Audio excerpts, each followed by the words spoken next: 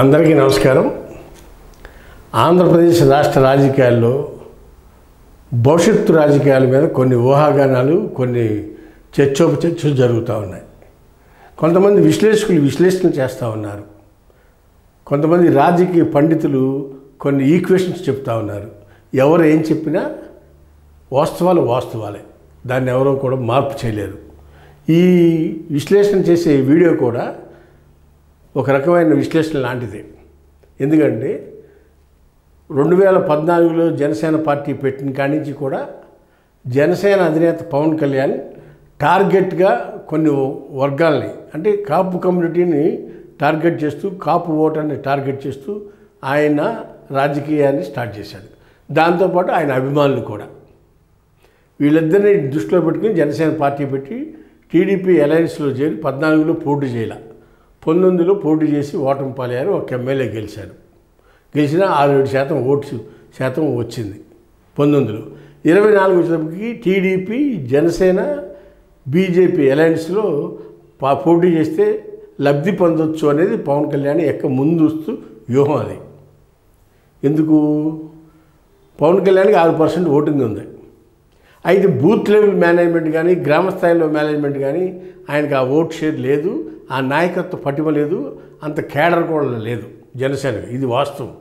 గ్రామాల్లో కానీ, పట్టణాల్లో కానీ బూత్ మేనేజ్మెంట్ లేదు, గ్రామ కమిటీలు లేవు, మండల కమిటీలు లేవు, ఎక్కడా కూడా రాజకీయంగా స్ట్రాంగ్గా లేరు వాళ్ళు ఇప్పుడు 24కు ముందు.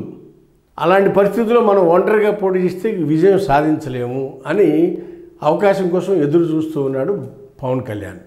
ఈలోపు జగన్మోహన్ రెడ్డి తప్పు వలన, రాజకీయ వ్యూహం తప్పుడడుగు వేసి చంద్రబాబు నాయుడిని అరెస్ట్ చేయటం వలన ఆ వేదికగా పవన్ కళ్యాణ్ నేను మీతో పాటు కలిసి మీతో పాటు పోటీ చేస్తాను, మనం కలిసి పోటీ చేద్దాం, ఎలక్షన్లో ఓట్లు చీలిపోకూడదు, జగన్ ఓడించాలంటే టీడీపీ, జనసేన కలిసి పోటీ చేయాల్సిందే, బీజేపీని కూడా నేనే ఒప్పించి తీసుకొస్తానని ఆయన మాట ఇచ్చాడు.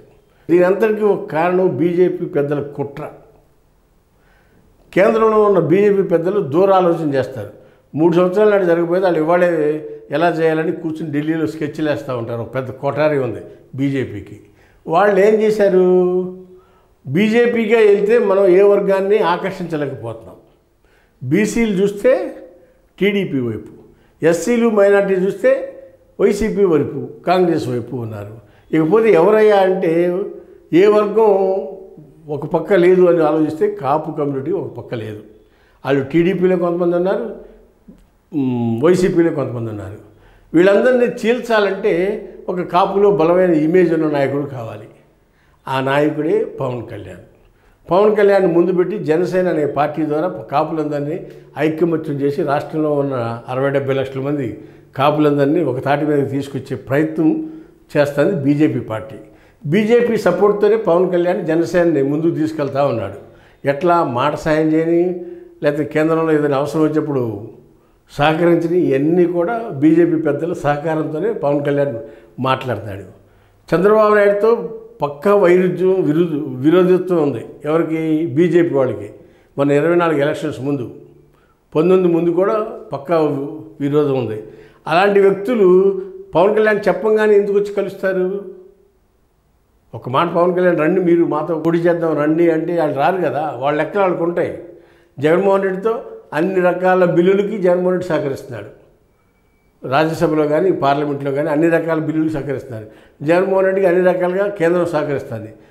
జగన్మోహన్ రెడ్డి జేబులో ఉన్నట్టే మోడీకి. అయినా సరే వాళ్ళు ఎందుకు దూరాలోచన చేశారంటే రాష్ట్రాన్ని 3 ముక్కలుగా విడగొట్టాలి, 3 వర్గాలుగా విడగొట్టాలి. అటు ప్రాంతాలను కాదు సుమా, మనుషుల్ని, ఓటు బ్యాంకుని. ఎట్లా? వైసీపీకి ఎస్సీ, ఎస్టీ, మైనార్టీసు, రెడ్డీసు, ఈ వర్గాల ప్రజల్ని వైసీపీకి ఓటు బ్యాంక్గా ఉంది.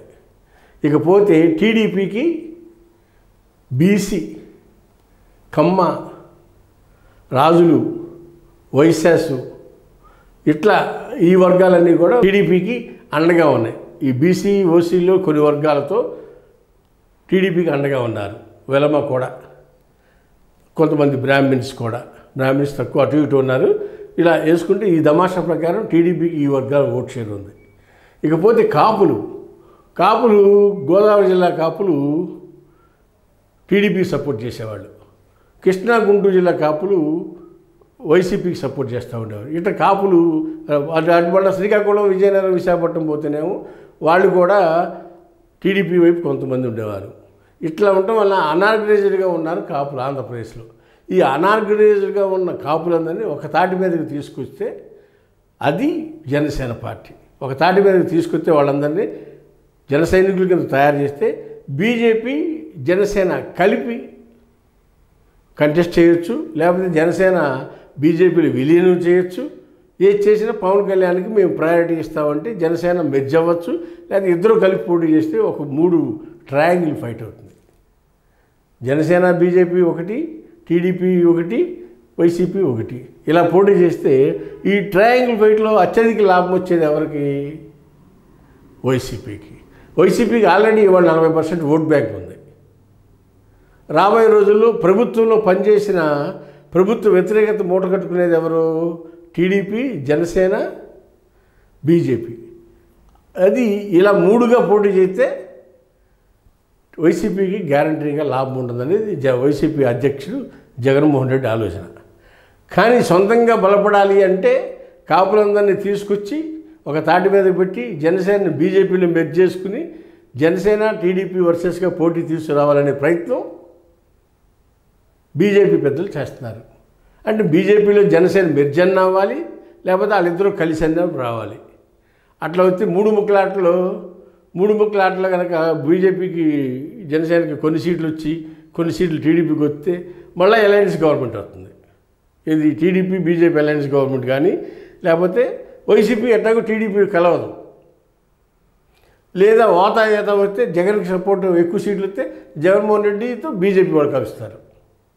ఇలా రాబోయే రోజుల్లో ఇలాంటి ముఖ చిత్రం ఉంటుంది ఆంధ్రప్రదేశ్ పాలిటిక్స్ అని. 29 ఎలక్షన్స్కి ఇలా రావచ్చు అని కొంతమంది మేధావులు విశ్లేషణలు చేస్తూ ఉన్నారు. ఇది ఎంతవరకు తప్ప రైటా అనేది రాజకీయాల్లో ఏది సాధ్యం కాంది అసాధ్యం కాంది ఉండదు. దీనందరికీ కారణం ఒకటి ఉంది. 24 ఎన్నికల్లో గెలిచిన తర్వాత కూటమి ప్రమాణ స్వీకారోత్సవంలో మోడీ, పవన్ కళ్యాణ్, చిరంజీవి కలిసి ఒక ఆత్మీయంగా మాట్లాడుకోవటం, ఫోటోలు దిగటం, ఫోటోషూట్ చేయటం కానీ ఒక సంకేతకం. అలాగే నేను అమరావతి పునర్నిర్మాణ వేదిక మీద కానీ మొన్న వైజాగ్లో ఓపెనింగ్ల సందర్భంలో కానీ ఏ సందర్భం వచ్చినా మోడీ పవన్ కళ్యాణ్కి టాప్ ప్రయారిటీ ఇస్తాడు.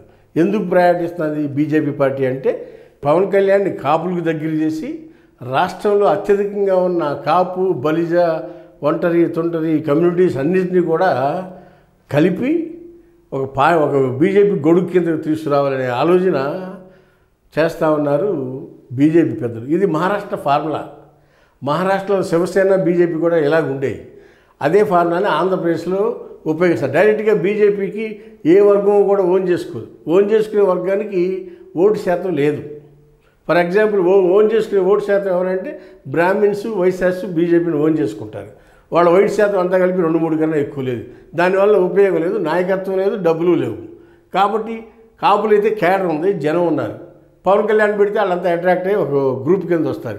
అప్పుడు ఆ గ్రూపులు బీజేపీలో విలీనం చేసుకున్నా లేకపోతే అలయన్స్ చేసుకున్నా వాళ్ళ కంట్రోల్లో బీజేపీ కంట్రోల్లోకి రాష్ట్రాన్ని తీసుకురావాలని ఒక దుర్మార్గమైన ఆలోచన చేస్తుంది బీజేపీ.